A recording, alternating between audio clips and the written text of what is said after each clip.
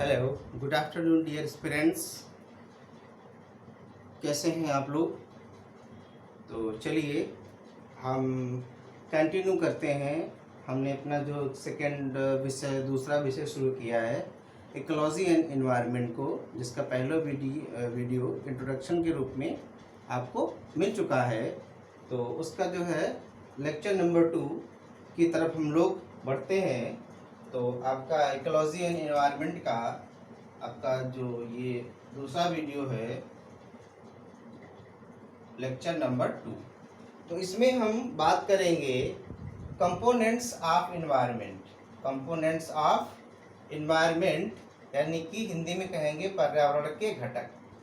तो let's discuss regarding the components of environment. ठीक है, पर्यावरण के घटकों के बारे में बात करते हैं। दोस्तों, पर्यावरण एक बहुत ही बृहद विषय है, बहुत ही बड़ा विषय है। तो इसको जो है कई सारे लोग या पर्यावरणविद एक अलग अलग एक्सपेक्ट से भी देखते हैं। तो इसमें चीज़ें बहुत विस्तृत रूप में होती हैं। तो मैंने उन चीज़ों को कंसाइज करके आपको समझाने का प्रयास करूंगा ताकि ज़्यादा से ज़्यादा चीज़ें उसमें कवर हो जाए। चलिए हम लोग बात करते हैं कंपोनेंट्स ऑफ एनवायरनमेंट के। तो वैसे तो हमने कल आपको थोड़ा सा बताया था कि जैविक घटक होते हैं और अजैविक घटक होते हैं एक मोटे रूप में, लेकिन यहाँ पे इसको हम एक दूसरी तरीके से देखेंगे। वो कल मैंने आपको थोड़ा सा बताया था फ्लो चार्ट में कि जैविक घटक और अजैविक घटक, तो वो भी ठीक है अपनी जगह पे, वो एक मोटे रूप में है। लेकिन अगर हम इसको थोड़ा सा और गहराई में जा कर के देखें, क्योंकि हम एक यूपीएससी के एस्पिरेंट्स हैं, यूपीएससी एस्पिरेंट्स हैं आप लोग, तो यूपीएससी एस्पिरेंट का दृष्टिकोण बहुत ही व्यापक होना चाहिए। तो इसको हम और थोड़ा व्यापक दृष्टिकोण में देखेंगे। तो पर्यावरण के घटक में तो फिर इसको हम बेसिकली क्या करेंगे, इसको तीन घटकों में हम इसके तीन घटक देखेंगे। हम नेचुरल एनवायरनमेंट यानी कि हम पर्यावरण के घटक की बात करें तो उसमें पहला है आपका नेचुरल एनवायरनमेंट यानी कि प्राकृतिक पर्यावरण। दूसरा है आपका ह्यूमन मेड एनवायरनमेंट यानी कि मानव निर्मित पर्यावरण। तीसरा है आपका ह्यूमन एनवायरनमेंट, मानव स्वयं में एक पर्यावरण। तो कुछ चीज़ें हो सकता है आपको पहले से पता हो, लेकिन कुछ चीज़ें आज आप नया सीखेंगे। तो यही तो लाइफ है, हमें नया सीखते चलता है, पुराने वाले को साथ में लेकर के हर पल कुछ नया सीखना है, तभी तो हम यूपीएससी को क्रैक कर पाएंगे। तो नेचुरल एनवायरनमेंट, पर्यावरण का जो पहला घटक है नेचुरल एनवायरनमेंट, प्राकृतिक पर्यावरण, उसमें आपका है बायोस्फीयर। पहला है आपका बायोस्फीयर, बायोस्फीयर यानी कि जैवमंडल, जैवमंडल। दूसरा है लिथोस्फीयर, तीसरा है एटमॉस्फेयर और चौथा है हाइड्रोस्फीयर। यानी कि प्राकृतिक पर्यावरण के तहत चार घटक आपके हैं, जैवमंडल, स्थल मंडल, वायुमंडल और जलमंडल। तो ये आपके जो तीन हैं, नीचे के जो ये तीन हैं यानी कि लिथोस्फीयर, एटमॉस्फेयर और हाइड्रोस्फीयर, ये बायोस्फीयर का आधार है। जैवमंडल, जीवमंडल क्या होता है, जहाँ हम लोग जहाँ पे जीव रहते हो, प्राणी रहते हैं, जीव में हम भी हैं, अदर एनिमल्स भी हैं। तो हम कहाँ रहते हैं, हम पृथ्वी पे रहते हैं, है ना, पृथ्वी पे रहते हैं यानी स्थल मंडल पे रहते हैं। तो अगर स्थल मंडल नहीं होगा तो फिर जैव मंडल के जो जीव हैं वो कहाँ जाएंगे। एटमॉस्फेयर, वायुमंडल में कई सारे आप जानते हैं पशु पक्षी आकाश में उड़ते हैं, कई सारे कीट पतंगे होते हैं। वायुमंडल, जलमंडल में, जल में भी क्या होता है, जीव जंतु रहते हैं। तो जो जैव, ये जो आपके लिथोस्फीयर, एटमॉस्फेयर, हाइड्रोस्फीयर है, ये जैव मंडल का आधार है, यानी जैव मंडल इन्हीं पे टिका हुआ है। तो अगर ये नहीं होंगे तो जैव मंडल नहीं होगा। तो जो नेचुरल इन्वायरमेंट है, जो प्राकृतिक वातावरण है, जो कि इन्वायरमेंट के घटक के रूप में जो नेचुरल इन्वायरमेंट है, उसके में हम चार कंपोनेंट्स को पढ़ते हैं सब, या आप कह लें ये अगर कंपोनेंट्स हैं तो उसके सब कंपोनेंट्स हो गए। तो चार चीज़ें हैं, biosphere, lithosphere, atmosphere and hydrosphere, जैवमंडल, स्थलमंडल, वायुमंडल और जलमंडल। उसके बाद में आपका इसका दूसरा घटक है ह्यूमन मेड एनवायरनमेंट यानी कि मानव निर्मित पर्यावरण। तो ये तो प्राकृतिक, ये प्रकृति ने बनाया। देखिए जैवमंडल, स्थल मंडल, वायुमंडल, जीवमंडल, ये सब किसने बनाया है, प्रकृति ने बनाया है। तो ये प्राकृतिक हो गया, है ना। और यहाँ पे अगर हम बायोस्फीयर की इसमें बात करें तो ये क्या है आपका, ये लिविंग हो गया आपका, है ना, यानी कि जीवित, है ना। इसमें ये क्या हो गया आपका, जिसको या बायोटिक कह सकते हैं इसको, है ना। तो जो चीज़ हम कल हमने आपको बताई थी वो भी इसमें आ जाएंगी। ये एक वृहद रूप में हम उसको बिल्कुल एक व्यापक रूप में देख रहे हैं कि अधिकतम अधिकतम क्या हो सकता है, अधिकतम क्या हो सकता है, कहाँ तक हम चीज़ों को उसके और अंदर जा सकते हैं। तो ह्यूमन मेड इन्वायरमेंट, मानव निर्मित पर्यावरण में अब आप जानते हैं, आपने देखा है बड़े बड़े भवन जिसमें हम रहते हैं या जिनमें कोई भी कॉमर्शियल एक्टिविटी होती है, वाणिज्यिक एक्टिविटी होती है, जैसे कंपनियों के ऑफिस होते हैं, बैंक्स के ऑफिस होते हैं, बीमा कंपनियों के ऑफिस होते हैं, तो सारे कहाँ होते हैं, बिल्डिंग्स में ही होते हैं, यानी कि भवन। तो भवन क्या है, मानव निर्मित पर्यावरण में आता है भाई। जिससे पर्यावरण क्या होता है, कल हमने आपको बताया परिधन आवरण, परि का मतलब चारों ओर से, आवरण का मतलब घेरे हुए है। जो हमें चारों ओर से घेरे हुए हैं, तो हमें चारों ओर से ये चीजें भी घेरे हुए हैं, यानी कि जीव जंतु है, स्थल है, वायु है, जल है। तो ये जो घेरे हुए तो प्राकृतिक है, लेकिन हमारे चारों ओर क्या है, बिल्डिंग है, भवन भी तो है, तो वो भी तो पर्यावरण में आएगा। लेकिन बिल्डिंग क्या नेचुरल नहीं है, कैसा, ह्यूमन मेड है। तो बिल्डिंग है, पार्क, अब जानते हैं कि कॉलोनी जो डेवलप होती हैं तो उनमें पार्क बनाए जाते हैं, पार्क हैं, ब्रिजेस हैं, आप जानते हैं आजकल तो ब्रिजेस का बहुत बड़ा महत्व हो, चाहे नदियों पे हों या रेलवे ब्रिज हों या मेट्रो, तो आजकल आप देखते हैं कि फ्लाईओवर पे ही चलती वही ब्रिज होता है। रोड्स यानी कि सड़कें, इंडस्ट्रीज यानी कि उद्योग, मॉन्यूमेंट्स, जितनी भी ऐसी चीज़ें हैं जो मानव द्वारा बनाई गई हैं, और भी जितनी चीज़ें हैं उन सबको हम कहाँ पर रखेंगे, ह्यूमन मेड एनवायरनमेंट, मानव निर्मित पर्यावरण। तो अभी तक आप लोगों ने पहले कभी पढ़ा होगा, तो बेसिकली आप यहाँ तक सीमित रहे होंगे, आपने ये वाला पोर्शन पढ़ा होगा कि इसके जैविक अजैविक घटक होते हैं। लेकिन आप आज कुछ शायद नया सीख रहे होंगे ह्यूमन मेड इन्वायरमेंट, कि ह्यूमन मेड इन्वायरमेंट भी होता है, आपको समझ में भी आ गया होगा। जब इन्वायरमेंट का मतलब ही है कि जो चीज़ें हमारे चारों तरफ से घेरे हुए हैं, तो हमारे चारों तरफ ये चीज़ें भी तो हैं, है ना। बाकी शहरों में तो इनका पूरा पूरा जाल बिछा रहता है।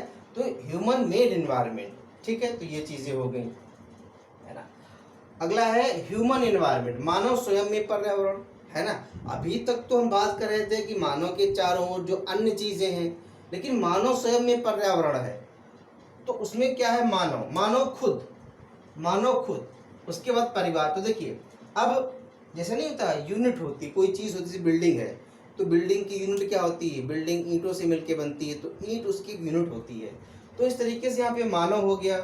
उसके बाद परिवार, अब कई सारे मानव यानी घर में कई सारे लोग होंगे, मेंबर होंगे, तो उनसे मिलकर परिवार बनेगा, कई सारे परिवारों से मिलकर समुदाय बनेगा, कई सारे समुदायों से मिलकर धर्म बनेगा, है ना। तो ये यूनिट हो गया, है ना, कि यानी कि बड़ा होता जा रहा है आकार। तो मानव स्वयं में भी एक पर्यावरण है, क्यों, मानव है, उसके आसपास परिवार है, उसके आसपास समुदाय है, धर्म है, आप बहुत अच्छी तरीके से जानते होंगे।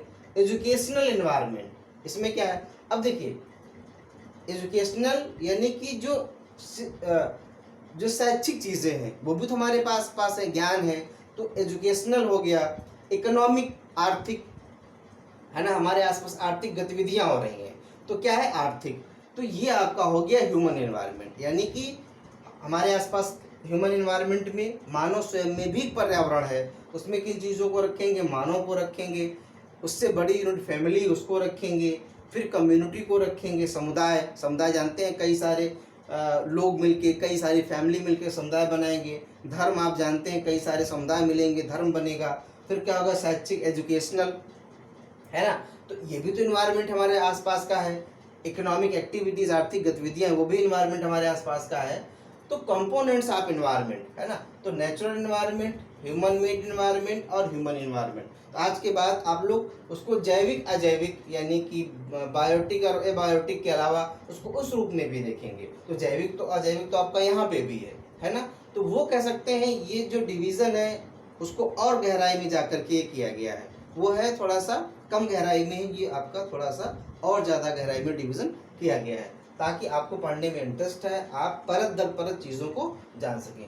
तो ये आपके कंपोनेंट्स, ये आपके क्या हो गए, आपके जो है कंपोनेंट्स ऑफ इन्वायरमेंट, पर्यावरण के घटक हो गए, ठीक है। अब हम थोड़ा इसके आगे, इसको मैं जो है थोड़ा सा इसके आगे हम बात करेंगे आपका इसमें जो है ह्यूमन रिलेशनशिप विद इन्वायरमेंट, है ना। तो पर्यावरण के घटक ये आप समझ गए होंगे। अब आगे हम बात करेंगे ह्यूमन रिलेशनशिप विद इन्वायरमेंट।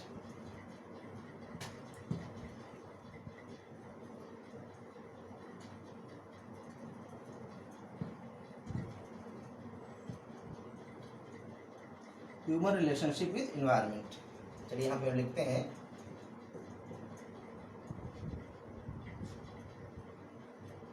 कपड़ा थोड़ा गीला हो गया है, 1 मिनट भी सूख जाएगा, 1 सेकेंड के लिए। Human relationship with environment.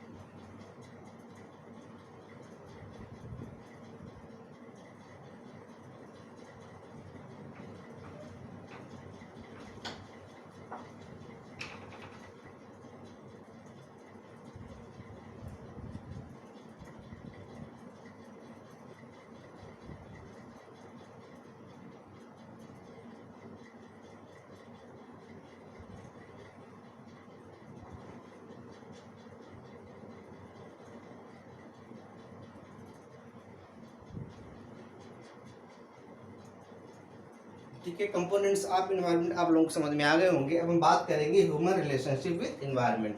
Board थोड़ा गीला हो गया, इसलिए मैं रुक गया हूँ। ह्यूमन, मार्कर नहीं चल रहा है इस पर, ह्यूमन, सुखाना पड़ेगा, गीला हो गया थोड़ा सा, गीले कपड़े से मैंने पोंछ दिया इसको। देखिए सुखाता हूँ इसको।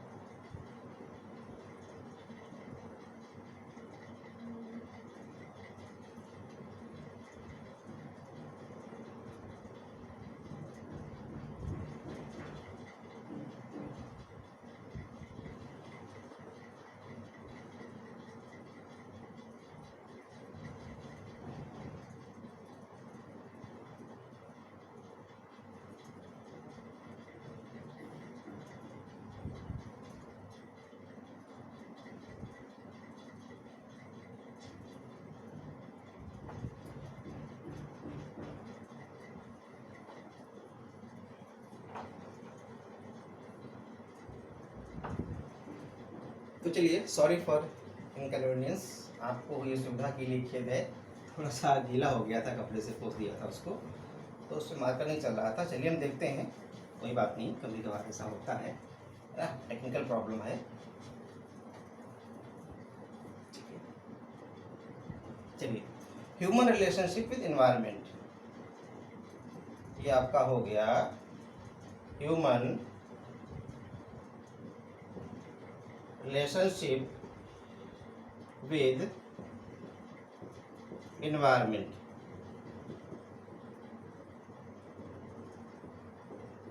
प्रकृति के साथ मानव का संबंध, प्रकृति के साथ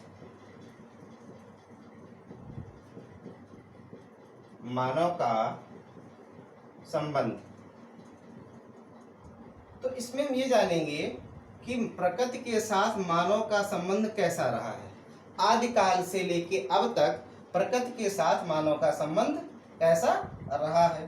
तो देखिए, आदिकाल से यानी कि जब से आप लोगों ने हिस्ट्री में पढ़ा होगा थोड़ा सा आदि मानव वगैरह के बारे में, हड़प्पा सिविलाइजेशन के बारे में, तो थोड़ा वही चीज़ यहाँ पे आपके काम आएगी, प्रकृति के साथ मानव का संबंध। ठीक है, तो जो मानव का पहला संबंध प्रकृति के साथ था, जैसे अभी आपने पढ़ा कि human as a component of environment, है ना, human as a component of environment.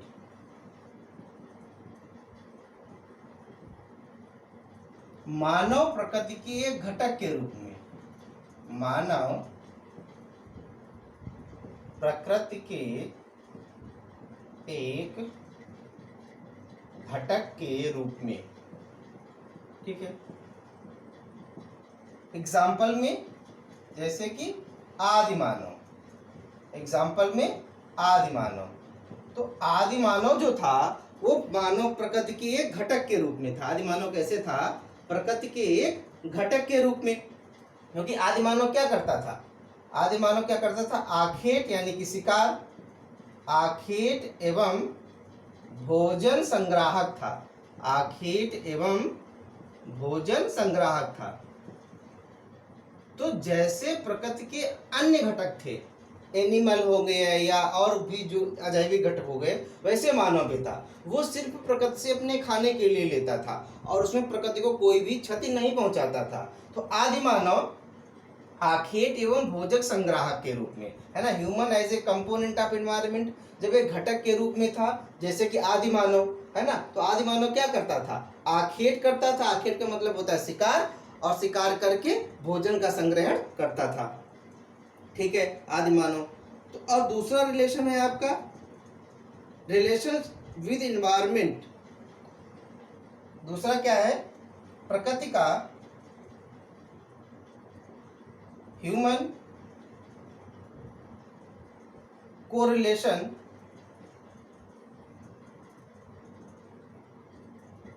With environment.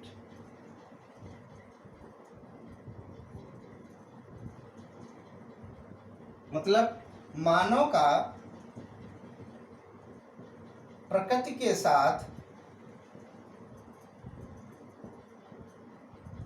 साथ सह संबंध।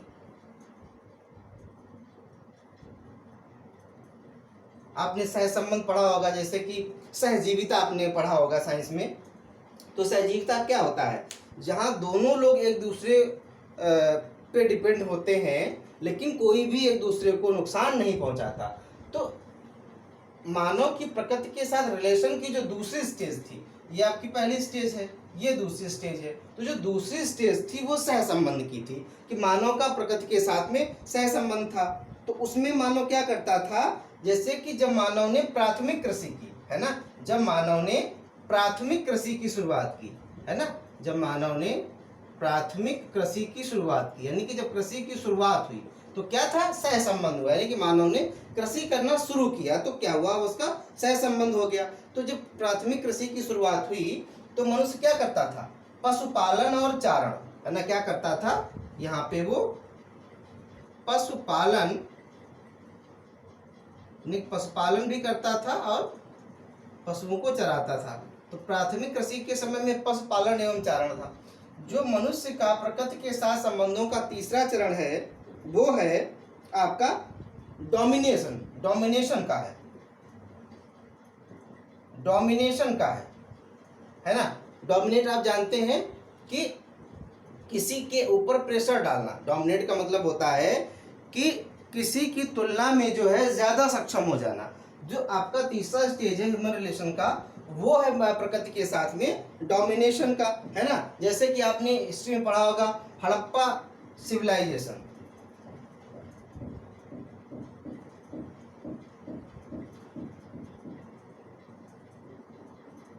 हड़प्पा सिविलाइजेशन,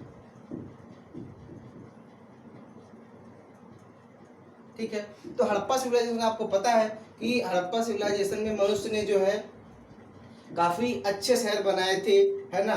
वहां पे अच्छा वो प्रकृति के में उन्होंने क्या किया था, प्रकृति का दोहन शुरू किया था, है ना। तो हड़प्पन सिविलाइजेशन में मनुष्य का जो संबंध था वो प्रकृति के साथ कैसा हुआ, डोमिनेशन का हुआ, यानी प्रकृति पे मनुष्य क्या हो गया, डोमिनेट हो गया। अब आपका जो चौथा चरण होगा उसका जो है वो है क्या है, तो अब ये जो हड़प्पन सिविलाइजेशन वाला मनुष्य था वो कैसा मनुष्य था, वो था आर्थिक मनुष्य। वो कैसा मनुष्य था, यानी कि आर्थिक मनुष्य, वो आर्थिक क्रियाओं पे ज्यादा ध्यान देता था। ये मनुष्य जो कैसा था, इकोनॉमिक ह्यूमन था, यानी कि आर्थिक मनुष्य था। तो जो आर्थिक मनुष्य था जिसे हम हड़प्पा कल्चर में देख सकते हैं, तो आर्थिक मनुष्य जो था उसने क्या किया, प्रकृति पे डोमिनेट करना शुरू कर दिया, प्रकृति पे डोमिनेट करना शुरू कर दिया। तो यहाँ पे मनुष्य क्या हो गया, यहाँ पे वो क्या हो गया, एक चेंजर के रूप में आ गया। यहाँ पे क्या हो गया, वो एक चेंजर के रूप में सामने आया, परिवर्तन करता, यानी उसने चीजों को अपने हिसाब से परिवर्तन करना शुरू कर दिया। यहाँ पे जो मनुष्य का रोल हुआ प्रकृति के साथ, वो परिवर्तन कर्ता के रूप में हो गया। यहाँ पे देखिए पहला चरण में कंपोनेंट एक घटक था, है ना। दूसरे चरण में क्या हुआ, एक सह संबंध हो गया। ये यहाँ पे हम कह सकते हैं सह संबंध है, ठीक है। यहाँ पे क्या हो गया, चेंजर के रूप में, परिवर्तनकर्ता के रूप में हो गया। और आपका जो चौथा चरण है वो है टेक्निकल ह्यूमन टेक्निकल ह्यूमन मतलब तकनीकी मानव, तकनीकी मानव जो आज का मानव है ना। तकनीकी मानव क्या है? डिस्ट्रॉयर है। क्या है? डिस्ट्रॉयर है ना। क्या है? डिस्ट्रॉयर है। एनिमी रिलेशन विद एनवायरनमेंट, इसका रिलेशन कैसा है एनवायरनमेंट के साथ? Enemy, enemy relation with environment, प्रकृति के साथ शत्रुतापूर्ण संबंध, यानी कि प्रकृति के साथ शत्रुतापूर्ण संबंध। तो अब मनुष्य का प्रकृति के साथ कैसा संबंध है? शत्रुतापूर्ण संबंध है। तो ये चीज आपने देखी कि कंपोनेंट्स ऑफ एनवायरनमेंट के बारे में आपने जाना, और फिर ह्यूमन रिलेशनशिप विद एनवायरनमेंट, प्रकृति के साथ मानव का संबंध कैसा रहा है। तो प्रकृति के साथ मानव के संबंधों के 4 चरण हम देखते हैं। पहला चरण है human as a component of environment. जब भी आपने जो कंपोनेंट पढ़े, एक कंपोनेंट के रूप में वो कोई नुकसान नहीं पहुंचाता, सिर्फ अपना पेट भरता है। कैसे करके? शिकार करके। दूसरा है ह्यूमन कोरिलेशन विद एनवायरनमेंट, मानव का प्रकृति के साथ सह संबंध। तो यहाँ पे मनुष्य क्या कर रहा था? शिकार कर रहा था और भोजन को संग्रह करता था, फल कंदमूल के रूप में जो लोग शाकाहार करते होंगे। दूसरा है सह संबंध। सह संबंध में मनुष्य ने क्या किया? प्राथमिक कृषि यानी कृषि की शुरुआत की और वहां पे पशुपालन एवं चारण का कार्य उसने किया। तीसरा चरण था डोमिनेशन का, जब मनुष्य ने प्रकृति पे डोमिनेट करना शुरू कर दिया। आपने हड़प्पा सिविलाइजेशन का, हड़प्पा मोहनजोदड़ो का नाम सुना होगा। तो यहाँ पे मनुष्य ने काफी उन्नत कर ली थी। तो ये मनुष्य कैसा हो गया था? आपका आर्थिक मनुष्य हो गया था। और आर्थिक मनुष्य कैसे? चेंजर था, परिवर्तन करना, यानी प्रकृति को अपने हिसाब से परिवर्तन करना शुरू किया। उसके बाद अगला चरण में आया जो तकनीकी मानव, टेक्निकल ह्यूमन, जो आज का मानव है। ये क्या है? डिस्ट्रॉयर है। इसका प्रकृति के साथ कैसा संबंध है? एनिमी रिलेशन विद, यानी प्रकृति के साथ शत्रुतापूर्ण संबंध। यानी कि यहाँ जो मानव हो गया है, अब वो प्रकृति का एक घटक नहीं रहा है, अब वो प्रकृति का स्वामी हो गया है। भाई स्वामी है तभी तो डिस्ट्रॉय कर सकता है। तो कहा भी जाता है कि हमें प्रकृति का जो है, यहाँ पे देखिए हम स्वामी बन गए हैं, ये चीज गलत है। हमें प्रकृति के एक घटक के रूप में ही रहना चाहिए। अगर हम प्रकृति के स्वामी बनेंगे तो क्या होगा? फिर वो एक नेचुरल इम्बैलेंस जनरेट होगा। तो जो प्राकृतिक आपदाएं आती हैं, आप लोग जानते हैं, तो उससे क्या होगा? प्राकृतिक आपदाएं आएंगी। तो अब मनुष्य यहाँ से यहाँ तक पहुँच गया है। तो ये चीज थी, इसमें आपने ये जाना कि मानव का प्रकृति के साथ कैसा संबंध है। तो आई होप कि आपको आज कुछ नया जानने को मिला होगा। तो इसको आपको पढ़ना है, इसका नोट्स बनाते हुए ऐसे ही साथ में चलना है, ताकि एग्जाम टाइम पे आप उसको फिर से दोबारा से आसानी से रिवाइज कर सकें। क्योंकि जब नोट्स होगा तभी आप उसको आसानी से रिवाइज कर पाएंगे। तो ठीक है, आप इसको अपने नोट्स में जो है अपडेट कर लीजिए, और जो है आपको इस तरीके से इकोनॉमी और एनवायरनमेंट के वीडियोस यहाँ पे मिलते रहेंगे। और अदर सब्जेक्ट के लिए और भी मैंने आपको बताया है, मैं फिर से बता दे रहा हूँ, है ना, कि चैनल है आपका वर्ड स्टडी विद प्रफुल्ल। मैं कई बार प्रफुल्ल की स्पेलिंग गलत लिख देता हूँ, लेकिन आप लोग जो है मैं कई बार यहाँ पे एच लिख देता हूँ, PRAPHUL, है ना, गलती हो जाती है। तो इसको ऐसे करके पढ़ना है, प्रफुल्ल। ठीक है, ठीक है। तो वर्ड स्टडी विद प्रफुल्ल। तो यहाँ पे आपको इंडियन पॉलिटी, भारतीय अर्थव्यवस्था और ज्योग्राफी के लेक्चर्स मिलेंगे। तो तब तक फिर आप इसको अपने नोट्स में अपडेट कीजिए, इसका अच्छे से नोट्स बनाइए, अच्छा सुंदर, है ना, गुड। और फिर मिलेंगे हम नेक्स्ट वीडियो के साथ में, तब तक के लिए नमस्कार।